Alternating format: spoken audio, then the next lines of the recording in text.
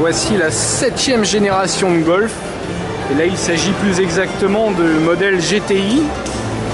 La fameuse Golf GTI, 7e génération, avec un 2 litres TFSI, toujours de 220 chevaux. Il s'agit encore d'un concept car.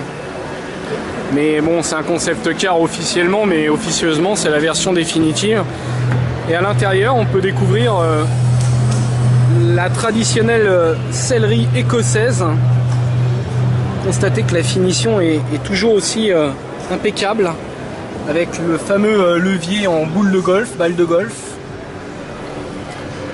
Les prises qui vont bien. Une répartition des commandes toujours parfaitement réalisée. Et un joli volant 3 branches. Du classique, mais du bon, du solide, de l'allemand. Et voici la version espagnole de la Golf GTI, la Seat León FR.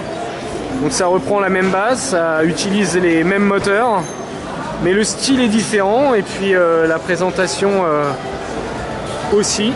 Le tarif devrait être aussi moins élevé que celui de la Golf.